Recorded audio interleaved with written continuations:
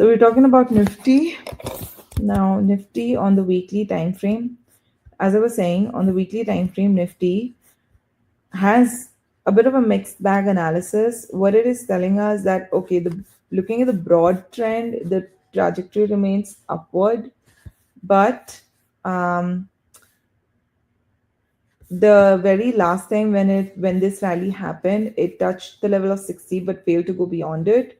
So short term it is looking bearish, and this narrative is also backed by the 75 and the daily time frame. The daily time frame not so much. The daily time frame has, okay, even the daily time frame actually. Okay, so on the daily time frame what we are seeing is,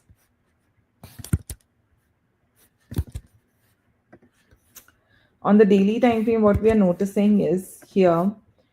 See, here it violated the level of 40, and since then it has failed to go up and touch the level of 70, right? Which means that this bounce is temporary. Now, I want to enumerate one change that I've made on the charts. Okay. You will notice this video onwards that there is a green line on the level of 70 and a red line at the level of 30. Okay. So why this has been done is because if you know about this quadrant that I've talking about quite a bit in the market, the market can either be, for the sake of simplicity, is either bullish or bearish. Okay, within the bullish market, it can go up or it can go down. Within the bearish market, also it can go up, it can go down. When do we make the most money?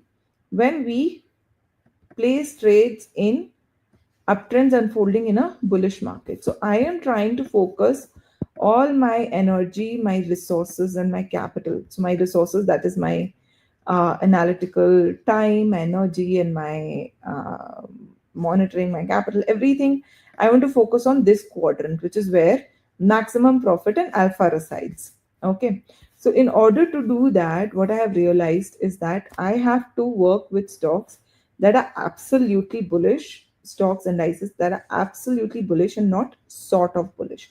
So what happens is that when an index or a stock breaks level 60 but breaks the level of 60, it starts to turn bullish, right? It starts to turn bullish, but it is bullish when it touches the level of 70. So what I have decided that when I do the RSI range marking now onwards, I will only mark positive if the level of 60 has been breached and the level of 70 has been touched. So far, what I was doing, if the level of 60 was getting breached, I was marking it as a positive range, as you can see here. But I want to change this now. Okay. So I want absolute bullishness to attain more certainty in the trades and improve my own probability of success. Right. So here, as you can see on the daily time frame also, it tried to turn bullish, but it did not make its way. RSI 25 period on the daily time frame of Nifty did not make its way all the way to the level of 60, 70, right? So so essentially it continues to remain in the bearish range, and we can expect it to decline and retest the level of 30 again, 30 or 40 again. On the price level, on the price front, price structure front, if you see, I think 23,900 is a very important support that we should definitely look out for. Why? Because there are these two previous peaks, and also this acted as a support over here, right? So I think even historically, if you see around here also, it acted as support. So this is a very important level. Also, the 250 EMA is here. Now, you might think that, oh, it broke below the 250 EMA recently, so maybe it will do that again. Historically, if you see, after a period of massive break below the 250 EMA, the price does come back to bounce back from the 250 EMA and resume its rally. Okay, so here also it gave a massive breakout. Here it came back to retest the 250 EMA. Right after that, it gave a big rally and then it broke the 250 EMA. Now I think it's just going to come back to retest the 250 EMA. So that is what I believe is going to happen in the market. So 23,900 is what I'm expecting. Now, if you go to the 75-minute time frame, there's very interesting phenomena that can be noted. When this support was breached, 24,500 support was breached, right? Or rather, when the market approached it, it breached it very briefly, creating this little bearish trap, this bear trap, okay?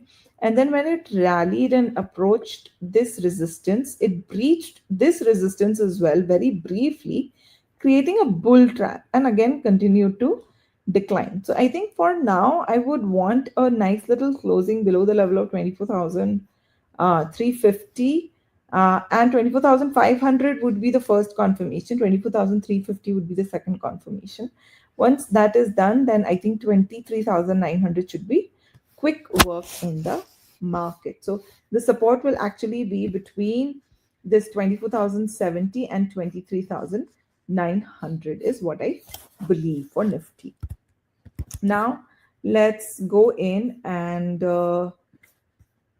look at other indices. We'll start off with auto sector. So, as I was discussing, the auto sector I think is quite bullish on the daily chart. It has not yet touched the level of 70, but I think it's getting there. It has established a higher high. It has broken above the level of 60, given a negative divergence, not given much correction, continued upward. So I think as long as it doesn't break or start filling this gap up, as long as it doesn't break below this candle's low, I think the auto sector in my eyes at least remains really positive. And if you look at the stocks, also the rally that it is showing is backed with good volumes. So I think the auto sector rally is here to stay. Next, we have the healthcare sector. Now, in the healthcare sector, based on the new change that we have made, we started marking it bullish because it broke above the level of 60, but as we can notice, it hasn't yet broken above the level of 70. It hasn't touched 70 yet. So this was clearly very, very bullish, and then it turned bearish, I would say, at this point, right? So this is the point where it broke below the level of 40. This is where it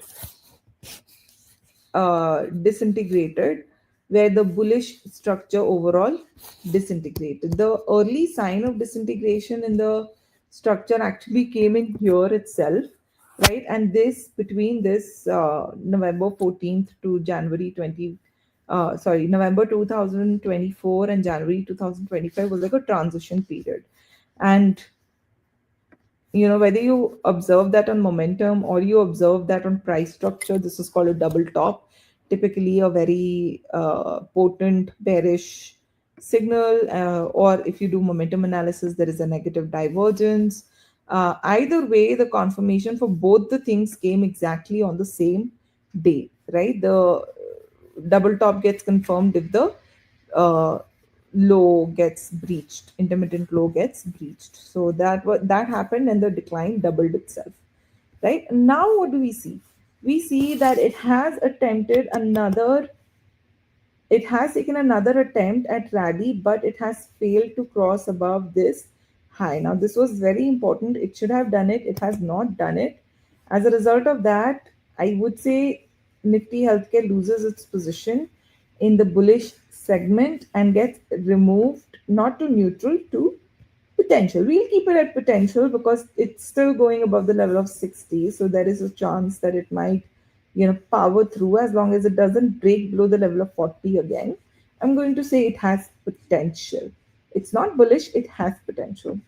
Let's go and check out pharma from our fresh lens. I think again, pharma also is giving us a bit of a reality check with the new lens that we have put on. And I would say it is currently looking not that bullish. It seems like it has potential, but it's not outright bullish. So we are going to move it. And again, same rule, as long as it maintains itself above the level of 40 on the daily time frame, we will keep it in potential. If it breaks below 40, then we will have to move it to neutral, which basically means do not touch. Nifty Consumer Durable. Nifty Consumer Durable, again, I have made this preemptive mistake. I don't think Nifty Consumer Durable is also looking positive, but it again has potential because breaks touched the level of 6C, broke above it, respecting the level of 40. So as long as it continues to respect 40, it has potential, but it is not outright bullish, right? From that perspective, even auto, if you see, is not outright bullish, not like bullish, but I'm cutting it some slack because of great volume activity that I've observed on the stocks. Consumption, CNX consumption, I would say CNX consumption was extremely bullish all throughout here because it was consistently breaking above the level of actually not even there. I think this is where it turned bullish and then it stayed bullish. Why would I say even this part that it is bullish? Because as you can see, it has not touched the level of 30. Had it touched it, it broke below the level of 40 few times. It threatened the bull trend, but it did not terminate the bull trend, right? So it came very close to it. But here you see it did touch the level of 30 multiple times. So this level of 40 breach is what I'm going to mark with a little bit of hindsight advantage. And I would say it is very close to reclaiming it. So I think it has great potential, but I wouldn't make fresh entries right now in this sector. I would wait for it to give a nice little pullback, just the way it had done the last time, just before the moment it turned bullish, right? So if you see, this is all bearish. No, this is bearish. This is all bearish, okay? And then here it went above the level of 60 and then respected level of 40, came back to the 250 EMA and rally. Now, you know why I turn back to the past price analysis so often? As I like to tell in my advanced swing trade training program classes, the past price action that you can see on the charts is your cheat book, right? You need to realize that this is an open book exam. Every single time that you turn up to do your analysis, you're basically writing a test, correct? And you will get the results of that test few days down the line as the market continues to unfold. But this test is not a surprise test, or nothing is out of syllabus here because ultimately it's an open book test. All you have to do is go back and see what happened in the history at a similar time as right now, and how did the index or the stock or the currency or the precious metal or the crude oil or currency, anything, how did they behave then? That can be a very good guidance to what your answer is going to be to the question that you are being asked right now, correct? So, coming back, I would say consumption also has potential, but honestly, I'm going to let it be in the bullish for now because it's very close to the level of 70, and uh, it has acquired one of the two important criteria of being called bullish. It has established a higher high. All right. Since it has done one of the two, just like auto sector, I'm going to cut it some slack and keep it in the bullish segment. Next, we're going to look at PAMA. So, sorry, PSU Bank. So, PSU Bank, again, we need to redo some bit of work here because, like I said, optimizing for our most profitable quadrant. Super bullish up to this point. Here it touched the level of 30 ever so briefly. So we will mark it bearish from the point it actually violated the level of 40. And over here it started to turn positive. I'm going to delete this line. It's a distraction. It tried to turn bullish again, but it failed to touch the level of 70 and it failed to establish a higher high, right? So it does have potential, but it is not qualified to become bullish. It needs to establish a higher high. And in hindsight, because Of course, hindsight is very important, and if you watch my videos, you know that I am a stickler for past trade analysis and past price action analysis, to constantly evolve as a trader.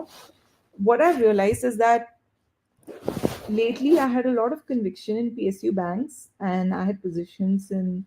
I have GTT set up in South Bank. I have analyzed Canara Bank. RBL Bank was something that I even gave recommendation in.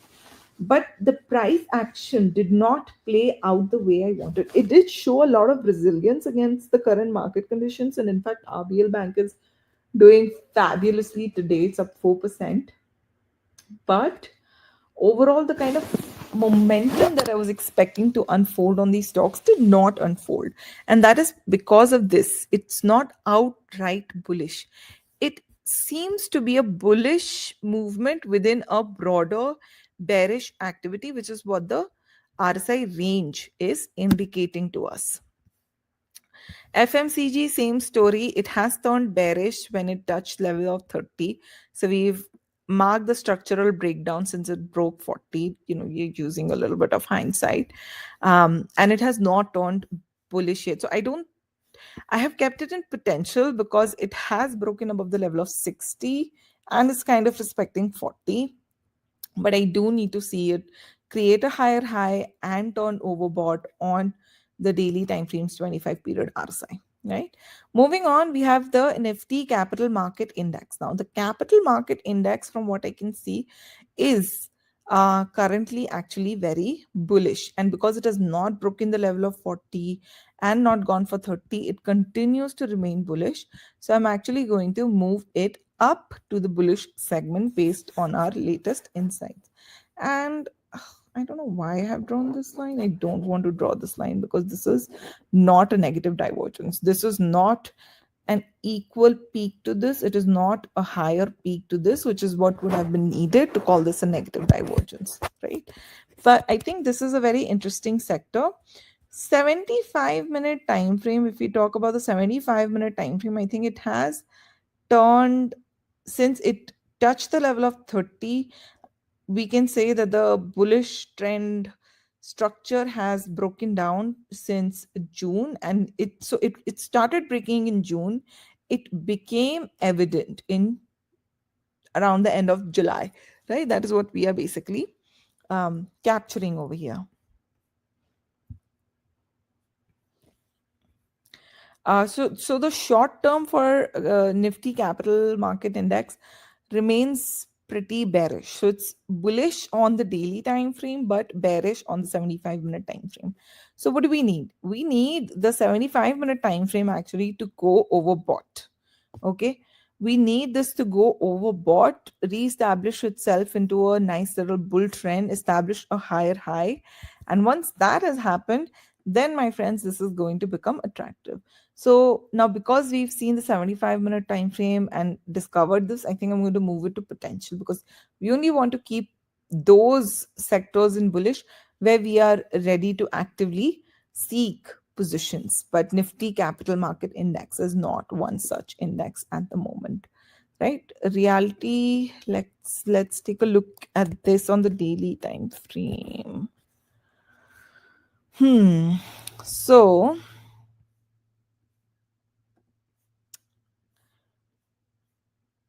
very bullish this point onward, absolutely turned bearish, turned very bullish, stayed bullish, bullish, and then see over here it has not touched 30. So it came close to breaking the bullish structure but did not break the bullish structure, stayed bullish for a very long time. But over here it touched the level of 30 for sure. So it has turned bearish in my opinion. And right now, even though it did try to rally, it did not go overbought. And here again, it did break below the level of 40. So the realty sector, I think it can give us another leg of downside perhaps. So we should be cautious. I'm going to continue to keep it in neutral. Next is energy. Energy, from the new lens that we have put on with more clarity, What are we seeing? We are seeing, so it was very bullish here. I think the bullish structure set in this point and it kind of remained until here.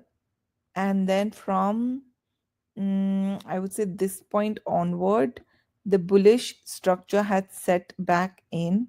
It became outright bullish at this point, but the bullish structure started setting in from here.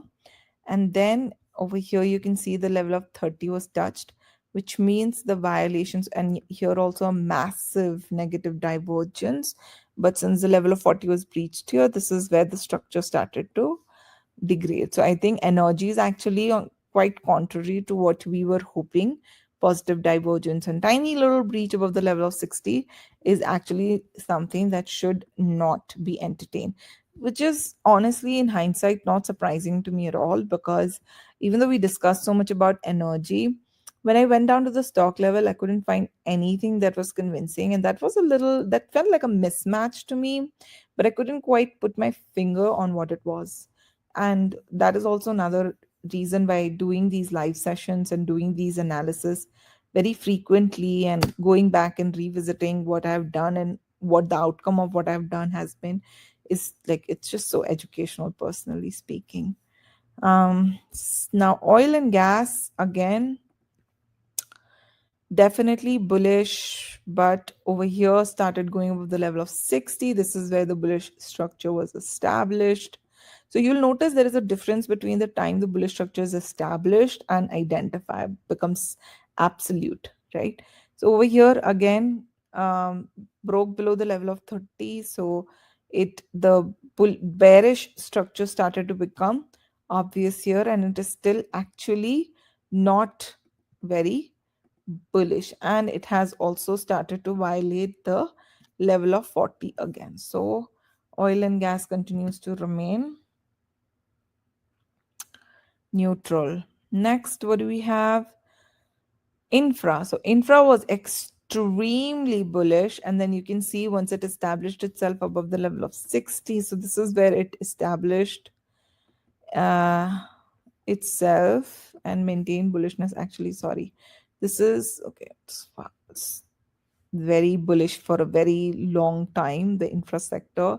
And after this extremely long and extremely bullish run, it gave out with a massive warning of a massive negative divergence and is currently very, very not worthy of my capital whatsoever.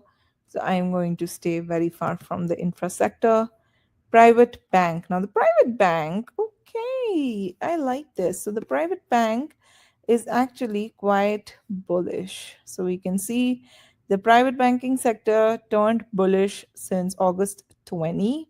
Since then, it has been nudging the level of 70 multiple times, never touching the level of 30 really. So, I think private bank actually jumps right back to bullish, right? Speaking of which, HDFC Bank, I was looking at it yesterday, looked extremely, extremely attractive. So I'm going to revisit that immediately after this session. Let's look at finance. Now, what do we have in finance? Okay, so finance is also super positive starting since then, and it has been positive, and I think this dip also is offering us quite a bit of opportunity. So CNX Finance is extremely bullish.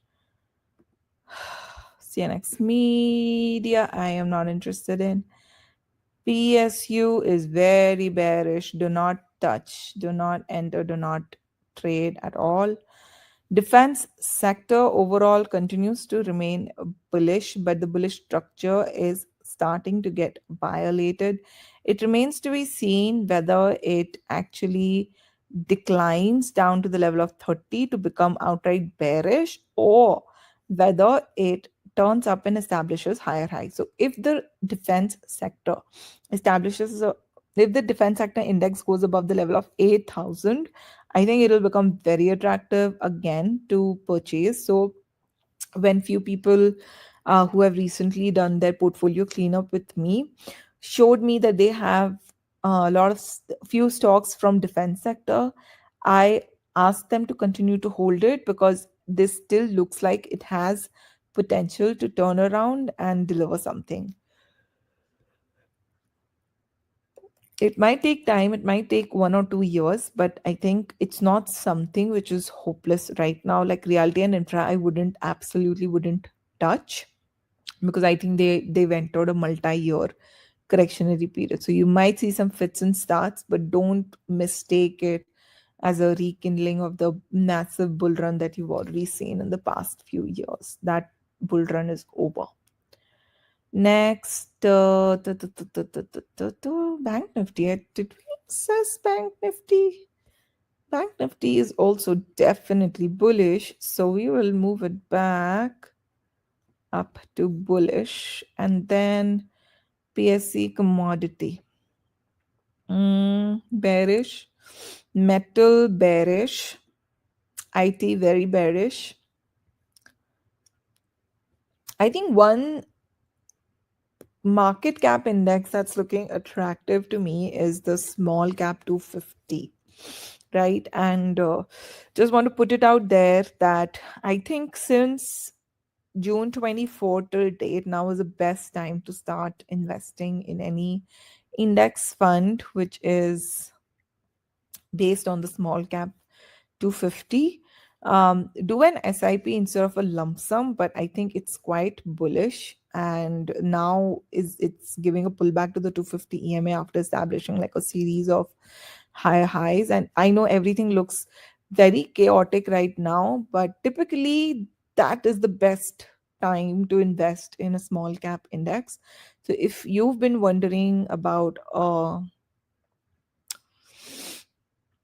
fund that you want to start a disciplined SIP, and I would recommend don't do a monthly or yearly SIP or quarterly SIP, do a bi-weekly or weekly SIP. The more frequent your SIP is, the more compounding you have a chance of accumulating. So do weekly or bi-weekly. I personally do bi-weekly SIPs for my mutual fund investments. And yes, I also do mutual fund investments.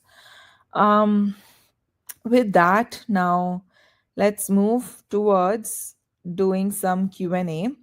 So I am going to explore the questions which have been posted by our members on Zoom. So we have a question on Aisha Motor. By the way, if you also want to ask your stock queries, sorry about that background noise that you might have heard. I was just adjusting which PC. If you want to ask stock queries, all you need to do is go to this link. Hold on, I'm sharing it.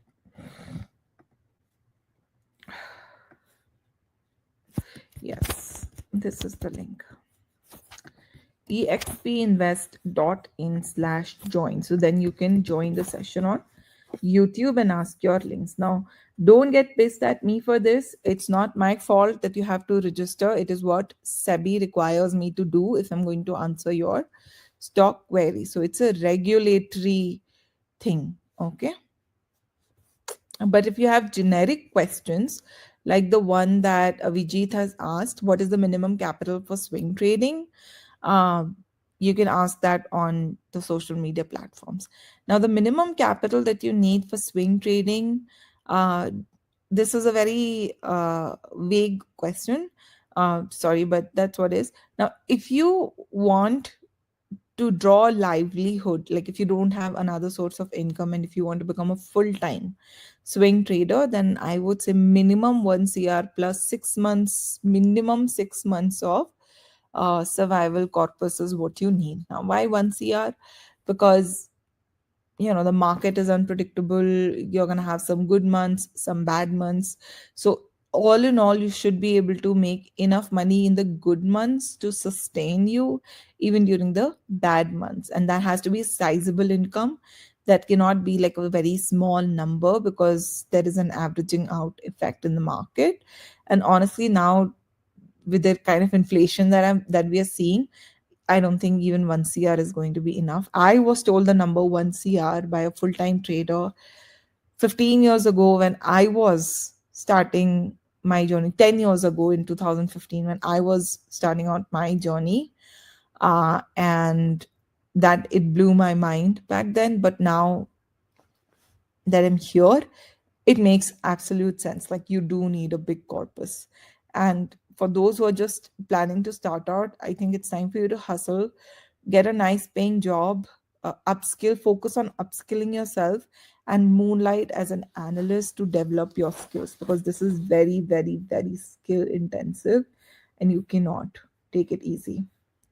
I can see Atul Rastogi on LinkedIn has asked question to analyze KPIT. Atul, I would love to do it for you as soon as you can register on the link that I have given, because your request for KPIT will have to be marked against or recorded against your name and ID in my records.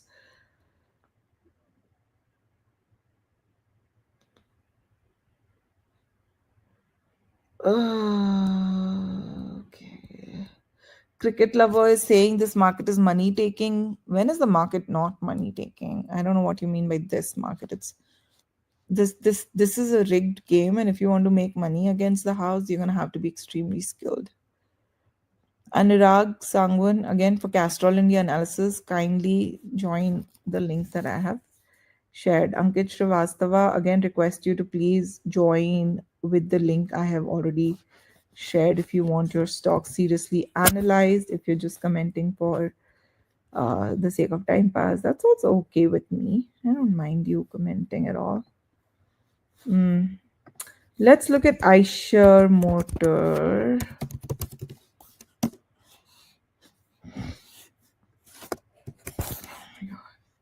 Okay. You see what we've just discussed. In fact, I'm going to be able to really stretch this out. So, extremely bullish. It established itself as extremely bullish here, but it started to enter the bullish structure from this point onward. This is the point it established its first higher high and it started to get bullish. And since then, it has been bullish. It is bullish. But I think now is not a very good time to make fresh entry into it, because I think the best part of the momentum is kind of left behind. And honestly, Aisha Mota, I've been following since so long, and I even analyzed it when it was here. But for some reason, because of I think the broad market, I just couldn't bring myself to make that decision and pull the trigger on this. But it had all the telling signs of impeding bullish run. I was expecting it to come back to the 250 EMA, and I was very adamantly waiting for that. Ended up missing the opportunity. I think it's still very bullish. If you're holding it, continue to hold it, because as you will see, every time it touches the level of 60 70, it doesn't immediately decline, right? It doesn't immediately decline. It does continue to rally a little bit forward. So I think you can continue to hold on to it. It's a better opportunity cost wise. It's a better bet compared to most other sectors in the market. But I think what you also need to remember is that this is not looking good for fresh entry right now. It's a little late. Don't try to catch a missed bus. Now, if you are already holding it, I think a good stop loss level for you would be 5875. But if this stock goes above the level of 6247, then you're going to need a revision of this level. So come back and check with me then.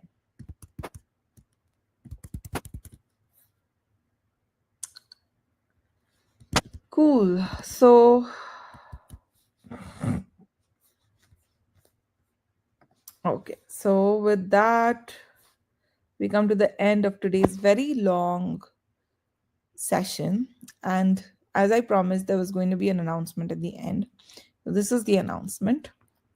Unfortunately, it's not a very positive one, but it is a more structural one. The live sessions, I was earlier doing them every Monday, Wednesday, and Fridays. Most of the Wednesdays I was not showing up, and some of the Mondays also I was having to miss. Fridays, so I was doing some Mondays and some Fridays, which was becoming confusing for especially for our regular attendees.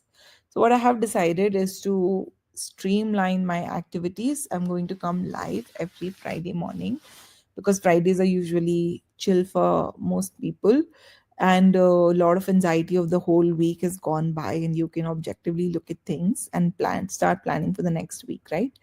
So every Friday morning is when we are going to do the market outlook series live. We are going to discuss, and we are going to do Q&A sessions. We are going to keep these sessions long.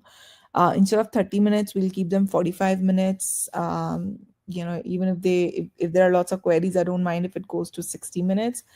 But this is what I am ready to commit to, and I think I can do better with this. So there won't be live sessions on Mondays and Wednesdays, but that being said, you won't be missing out on content from me, because instead of doing live session, I will still continue to upload videos now, because time to time I come across some chart which has some amazing insights that I want to share, but I think I'm going to create a video, but then I'm just so burnt out with doing all my analysis on my past trade, taking care of my little baby girl, taking care of my own health. It's just, it just goes to the back burner and then never really comes back up. So I kind of want to bring that into play and put out more quality content out there. So I'm going to upload stock analysis videos, individual stock analysis, much shorter videos, and do these long Friday live sessions with you all. So that is that. Thank you so much for joining in. Um, Thank you so much for joining in today. I will see you guys live again next Friday. But do please join my Telegram channel, and do follow me on YouTube as well. Subscribe to my YouTube channel also if you want to get the videos as and when they come out. So I've posted my Telegram channel. If you join my Telegram channel, you'll get all information about my YouTube and my services and everything. Thank you so much for joining in today. I will see you again next Friday live. Do sign up with the Zoom link I have already shared. I'm showing it on the screen once more. Have a great weekend ahead. Everybody, take care.